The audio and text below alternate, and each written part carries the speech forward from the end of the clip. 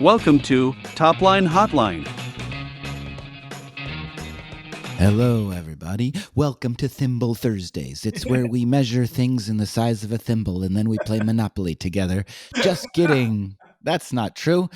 What is this? It is TOPLINE HOTLINE. It's that very special episode. It's a short form segment with me, Sam Jacobs, AJ Bruno, CEO, Quotapath, Asid Zaman, CEO, Sales Talent Agency. And we come together to answer the burning questions from go-to-market from all over the world, but particularly from within the deep bowels of the Pavilion Chief Revenue Officer community. And there are always questions within the Chief Revenue Officer world, and we want to answer them on TOPLINE HOTLINE. And with that, I welcome my co-hosts, AJ Bruno and Asid Zaman. Gentlemen, happy Thursday. Happy Thursday. Sam. Thoughtful First Thursday. TOPLINE HOTLINE of the year. And guess what? I get to read the question. Oh So my excited for God, this. let's go. Let's go. And the trick is it's going to seem like it's my question, but I'm going to have to give credit to Asid here because he did the work. We all saw a rise in fractional leaders in 2023. We've heard from some great leaders and founders. Matt from Sam, he spoke at CEO. Matt Blumberg. Yeah, his company Bolster. very focused on fractional leaders. But we also saw an increase in 2023 in fractional leaders because companies were efficient with their spending. They needed to offload some of their work. They needed to do more with less, extend runway, whatever have you. So now we're in 2024 and we've got some positive news about the economy. Asid keeps pumping us up every single week, saying great things. What's going to happen with these fractional sales leaders? More demand, less demand? What do you think, Asid? Oh, this is interesting. I think it makes a lot of sense why there was a rise in the supply and demand of fractional leaders in 2023 and even 2022, right? Like towards the tail end of it. So it's a very logical reason. There was a drive for efficiency.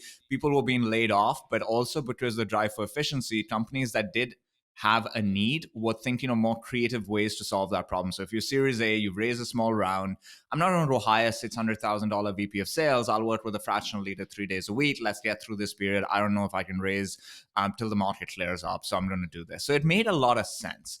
And here's what I've noticed. I've noticed a lot of people try to be fractional leaders, and getting your first 2 customers is actually really easy. Because if you've been a CRO or VP of sales for, let's say, 20 years, 15 years, 10 years, you have enough of a network to find those 1 or 2. But what I found that they've shared this with me, what's really hard is now you've got a full book, right? You're spending 5 days a week across 3 different customers. And what you struggle to do is line up the following customers. And at some point, your network runs out. And you realize this is a business. This is not a business where things are going to fly to me. I have to think of demand generation. And how do I do that? And it's really hard because there are millions of fractional leaders out there now, well, thousands at least. And so it is a busy space, and how do you stand out? So I think they struggle with that, and a lot of them are like, okay, I don't like this component actually that much. There's too much on my plate. I feel like an island to myself, and I don't want to do this. And also, Josh Allen spoke about this on LinkedIn a little while ago. He made a really good point. He's like, I'm sitting on the bench, and I'm doing this stuff right now, but I miss being an operator. I just don't want to operate in this environment. I don't want to do it. You guys do it. I don't want to operate now. But when the market cleans up, I'm back, baby. And I'm going to operate, and I miss my team. I'm going to do that. So I think there'll be a lot of people that go back towards that. I think the demand for fractional work actually still stays, because I don't speak to a lot of founders who feel very confident about fundraising. So if they're not confident about fundraising, I still think they're going to be thoughtful about spending. But I do think the supply of fractional leaders goes down, because some people just can't operate these island to yourself type of businesses, and other people will miss being operators, and we're just sitting out the worst part of the downturn. But what do you guys think? Sam?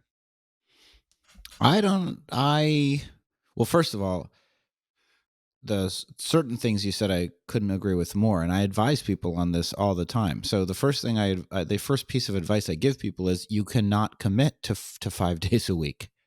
That you must keep 1 day a week open for business development, and you have to hold that line as hard as you can, exactly for the reason that you said. The second thing is, I think a lot of people say they're fractional this or fractional that, but they don't really develop any specialized point of view or expertise in the same way that a software product might say it does this or that. But if it's too bland or generic, it's like a software product saying we're sales engagement. Okay, well, what specifically or exactly do you do? Because there's lots of those tools out there.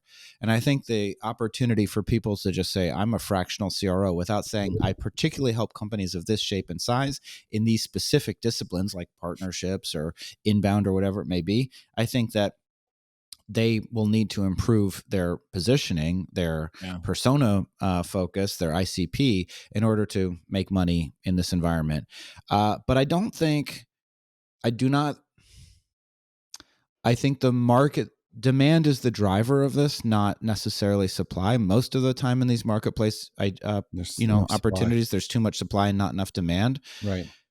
I think this is a part of the world that is going to just continue to shift more and more towards fractional, because I think that although I think that labor laws are really complicated and tricky when it comes to these ideas. I think the labor laws, particularly in the US, have not caught up with how companies actually want to operate and how, frankly, people want to build their services. It's a good point. But in general, if you had to say, do I think I think in general there's a broad trend of the relationship between employer and employee continuing to fray and continuing to weaken, because I think companies don't have the ability to provide enough security, and employees want more freedom and flexibility, and in some cases might not even have the choice. So I think the fractional trend is here to stay. I think it's an important part of every executive's portfolio. That doesn't mean they're doing it 100% of the time, but I think it's something you're going to have. I think everybody, let me put it this way. I think everybody in every revenue executive in the future will spend some part of their career as a consultant. And here's a trick, guys. If you are trying to develop your pipeline as a fractional leader, and let's say your niche is early stage companies, you like to work with seed round companies and Series A companies, that 1 day a week, spend it at your local accelerator. Like, that is where you need to be spending your time, because you're going to come across all these early stage companies. You're going to meet them, share your thoughts and expertise, build a relationship based around your content and expertise. And then when they have a need, you've got that relationship. That's how you build a pipeline if that's your niche. But you'd be surprised, probably 8 out of 10 fractional leaders that are focused on that niche are not at all involved in even one accelerator. And so there's a lot of improvement that has to happen there. AJ, what are you thinking? Or start a podcast. That's the way to do this. It's interesting. I actually talked to Josh Allen about this, so I have some insight from Josh's point of view. He made a really interesting perspective at the time. He said his goal was to spend 95 to 99% of his time working on the business and 1 to 5% of the time on the investors.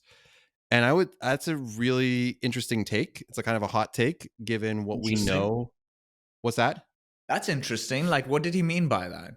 Well, I think it talks to what you just said, just in terms of environment. If I applaud his decision. Like he said directly, he's a big fan of Quota Path and understands the difficulty of starting up and standing up a company.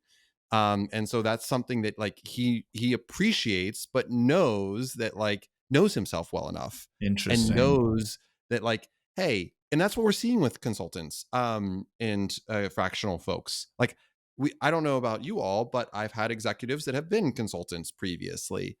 And in this environment, it's really easy to fall back and say like, okay, this is a lot of work. Why don't I wait until the market or work with a bigger company or whatever the case may be? And that's okay. I'm not hating on that whatsoever. I actually appreciate it. But I will say this, when the market turns back, it's to Sam's point of the supply versus demand. Like it's not going to be that easy for any of these folks just to go out and get a job. They sat out there during the time, and I much appreciate the person that's like, they might have the skill set, but like actually went to figure shit out. I will say, I don't know. One second. If they're working at a seed round, a Series A company, and they're doing the job that the leader full time would be doing, here's my challenge across multiple companies. I will say, and I'm taking the other side now. The problem, there's going to be a hesitation from the founder, from the CEO, on whether that person is actually capable of committing.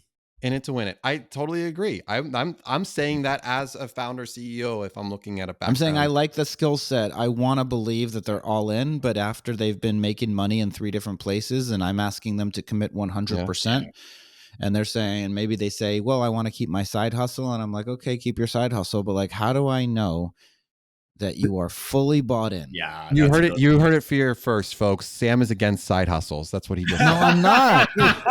We got you, Sam. I'm just saying it's on my mind. All right. Great episode, guys. Great episode of Top Line Hotline. It's Thimble Thursday. It's Thoughtful Thursday. It's Thankful Thursday. It's not Thirsty Thursday. Not in January. It's Thelonious Thursday. All right. Give us 5 stars on iTunes, everybody. It's Sam Come on, Jacobs, guys, just AJ give Bruno. it. Yeah, do it. Tell 5 friends. Yeah, man. We'll talk to What's you. up? Come on. And what else? That's it. All we got. CEO Summit upcoming in a couple weeks in Scottsdale. Me, Asad, and AJ will be there. We hope to see you there and talk to you next time. Bye-bye. Bye, everyone. Bye.